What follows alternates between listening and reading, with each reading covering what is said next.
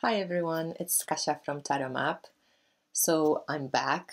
I've re-emerged from 10-day Vipassana course, and I thought I'm just going to share some of my experiences because first of all, I really appreciate this technique of Vipassana and this form of meditation, and second of all, if you don't know anything about it, maybe that will be my chance to share, and inspire you to at least check it out. And I would highly recommend for everybody to do at least one 10-day course because it really puts every practice you do, because it's non-sectarian, non-religious, so you can, believe whatever you believe, but it puts the practice that you do into experience. And while you do Vipassana, you really work with your body and the breath. That's the only two things you work with. And you experience a lot of the teachings that you get. So I went to Polish center called Dama Palawa. It's not far away from Poznań and Łódź, and it's a new center, so it's really cool. All the rooms were new, everything was really quite beautiful. And when you go for the first time, you just go for 10 days. You have to do one of the 10 days course. And then there are other options. You can do, service. You can cook food for people. You can do 3-day courses, 7-day courses, or just different options. But for the first time when you go, you have to do 10 days. And I've done already 2 of the 10 days courses. This one was the 3rd one, and I can actually see the progress that I'm making, even though for the last year I haven't meditated much and I haven't practiced Vipassana per se a lot. But when I went now for the 3rd time, I could see, the progress since my first course.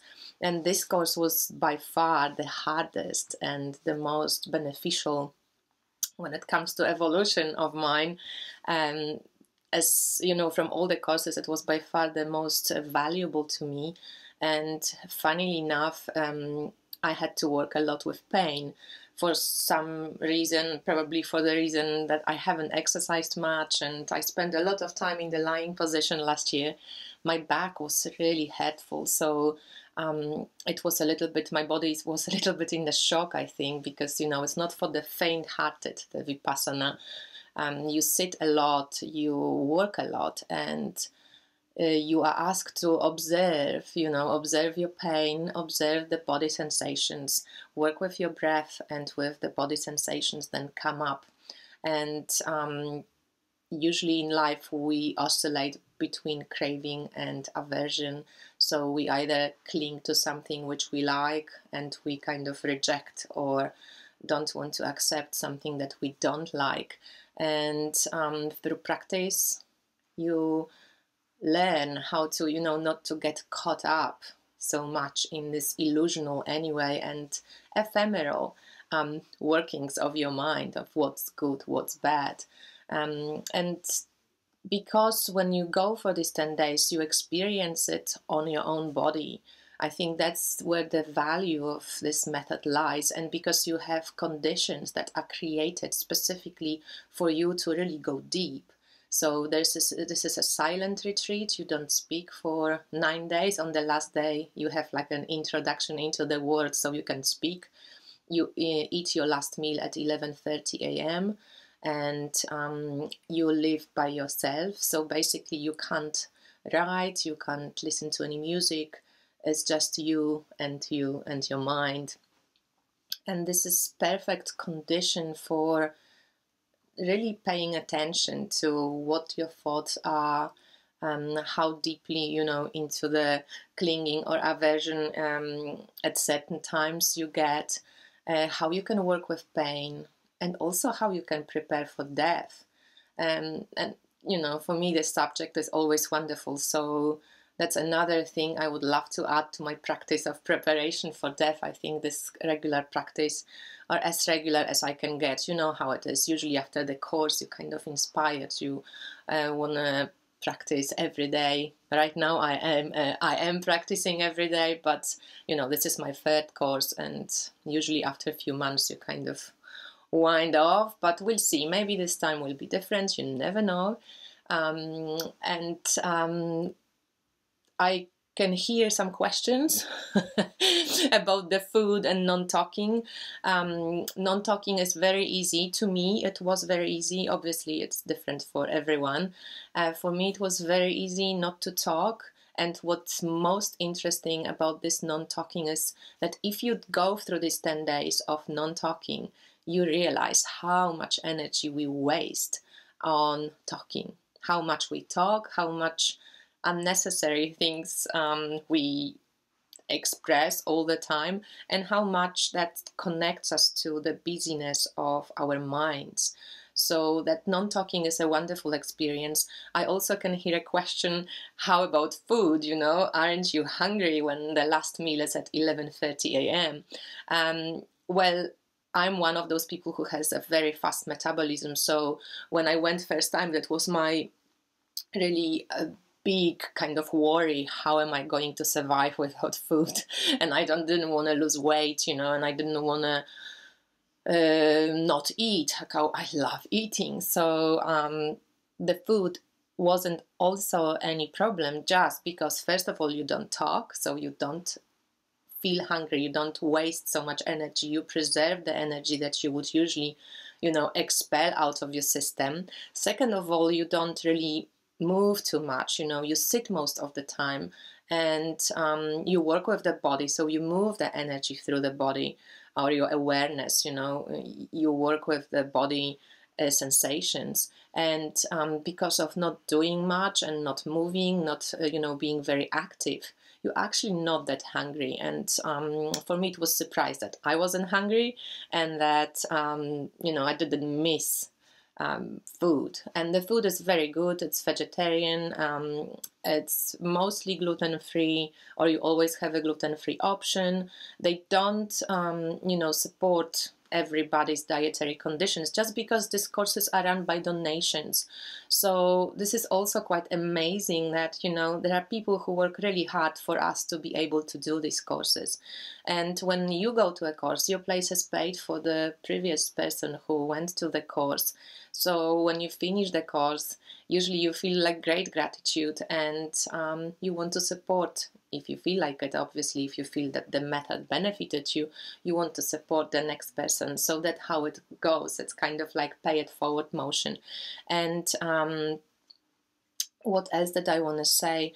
Obviously, I had a few, you know, they ask you not to work with any visions or with any kind of products of your mind's imagination, because the method mostly relies, as I said, on observing the breath and the body sensations, and how our action or reaction is produced by, you know, an impulse, the body sensation being sent out, emotion being awoken, and then action, because we react to our emotions. So when we kind of go to the root, to the body sensations, and watch that, very often we can practice not to react straight away, not to react in the reactionary way, react in a way that is supportive to us and doesn't create too much drama.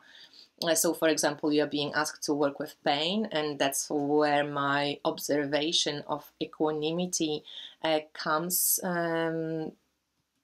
during this course, because, as I said, I had very painful back, and I was observing my pain most of the time, and it kind of seemed to be never passing away, or it was passing a little bit, and then there were moments that the pain, even though very strong, kind of, because you didn't attach the mental attachment to it, the mental, you know, I'm so painful, oh my God, my back is so painful. So not only do you have pain in your back, you also create that mental pain and attachment.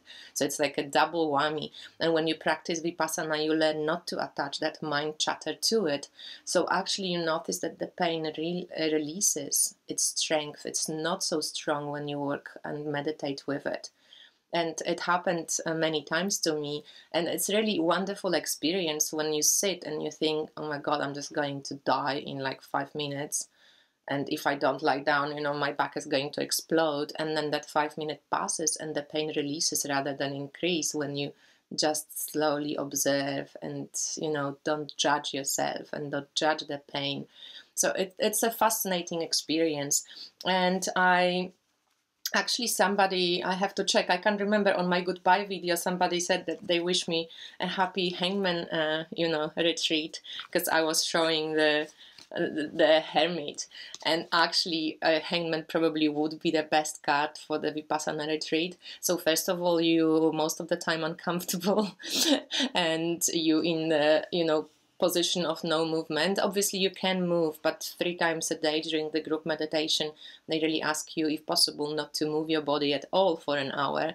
So that's when, the willpower and when your kind of strength of your mind can be practiced.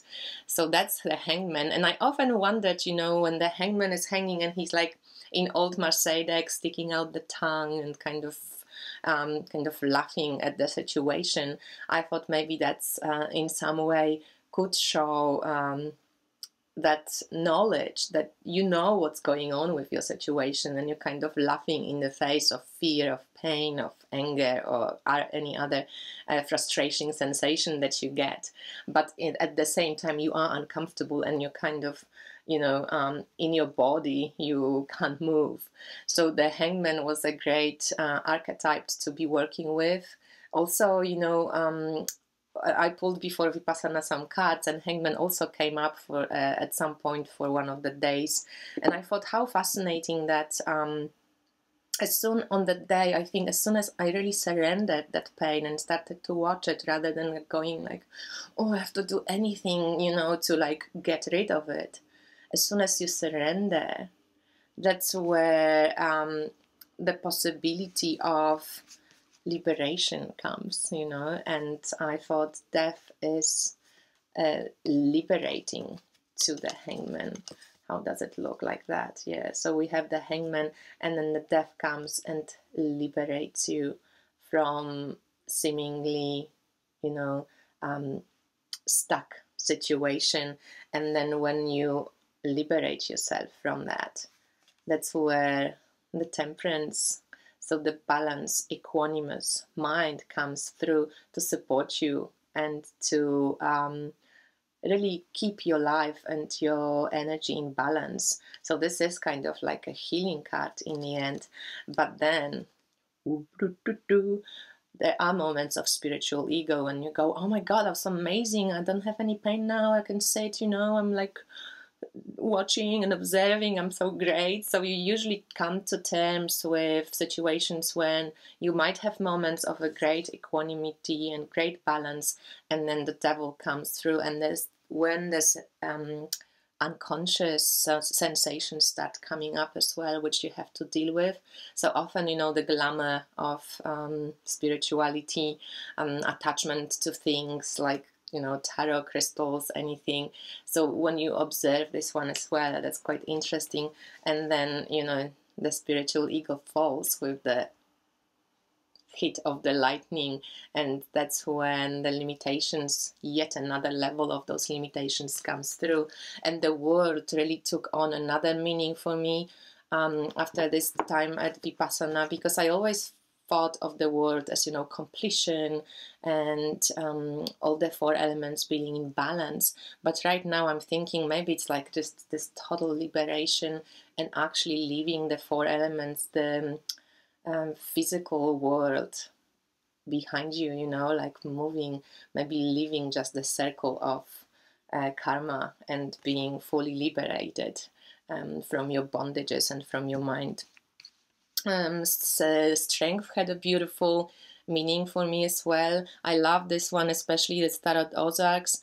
I will write the name down below if anybody wonders what amazing deck that is. So I love when this lion here kind of grows out of her and she gently opens the mouth of the lion. And usually when I do readings, force symbolizes often the strength of character or the need to practice strength. And I notice whenever it comes for me or for my clients, it actually does suggest that there is imbalance in life, and then there is maybe struggle.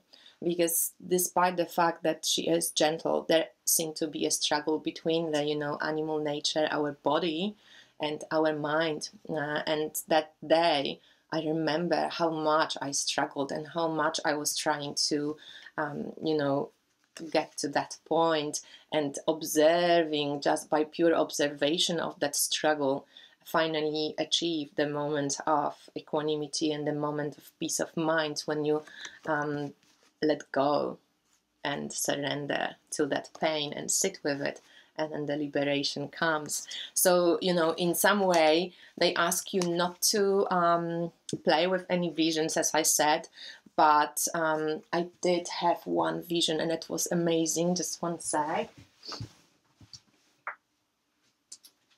So once I was sitting with this pain, and I seriously had, so this crystal came to me in my dream. If you watched some of my videos, few videos before, I was talking about this Lemurian quartz, and it came in my dream, like before I went to Vipassana.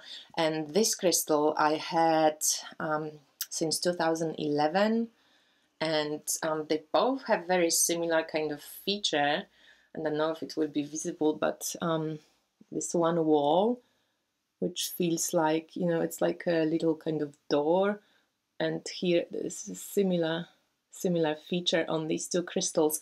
They too came to me during one of the meditations.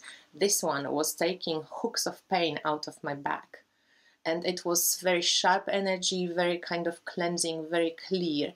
And I haven't even worked much with this crystal because it has always feels so powerful. It always feels so, sparkling clear and very, profound. And then this crystal, when I hold this one in my vision, it was this kind of like a crystal sphere, gentle energy, healing, soothing. Even now when I speak about it, I get like this shivers. So yeah, these two crystals came, and I indulge in this vision a little bit. So I think that's all I wanted to share. My experiences. I did feel great kind of relief and also excitement to finish the course. And as I said, I could see the progress of how my understanding of the technique and evolves, and how I process the information. The equanimity word, this is going to be a word for me for the next year, and I'm going to be definitely working a lot with equanimity. In 2019, I chose this word as the word of the year, so that's it. I wanted to also briefly say that when I arrived back home, these two books were waiting for me. So this is the Wheel of the Tarot, Wheel of Change Tarot book, and I will get back to you because I've made a video, I will link it below, about this tarot deck. And when I was doing a flip through a few cards, I just couldn't get the meaning of them before without the book. So I got the book now, and I will get back to these cards and check them out for you. And I also found this cool book. It's called The Alchemy of Menopause, and it's a journey of stepping into our power and becoming who we truly are. And this is like a workbook when you can do different exercises. There are some essential oils and a little kind of preparation workbook for menopause. I don't have menopause yet, but I like being prepared. My birthday is very soon, on 29th of November. I'm starting my 44th year of life, and I do feel sometimes premenopausal symptoms already. So and I'm fascinated by those subjects, like they big initiations for women. So I just want to learn. I'm excited about it. And so these two, I'm going to show them to you maybe at some point. If you want me to, just let me know. And I've done a batch of wands when I returned, but they sold very quickly. So I only have these two little cute wands left. This one is, I call it a theme because it can be used as a knife of cutting cords. You know, I added the little lightning here and a little red dot for grounding and blood. And there's shells and the tangerine cords and a really cool branch. So this one is still available, and also this amazing seahorse wand is still available. And I'm in love with this, but this one would be perfect for someone who feels drawn to seahorse medicine. It comes with Ulexite and with crystal sphere. So these two are still available, and also my Etsy shop is open, so if you up for any readings, just check what I offer, and I'm keen to get back to work. So sending you lots of love. And you know, once I was sitting in a meditation and I felt like I'm recording a movie for you, a video for you, so it was quite funny to like, I had myself speak what I wanted to share, what I wanted to show you. And so yeah, I did miss you guys, and it was lovely, and it's lovely to be back too. And I'm going to link all the information and websites about Vipassana in the description box, so if any of you is interested, I highly, highly recommend it. It's very grounded, non-sectarian, as I said, non-religious. You work with body and with breath. It's a universal technique, can be used by anyone, anywhere. And I hope you benefit from it as much as I do. So thank you for watching, and I speak to you soon. Bye.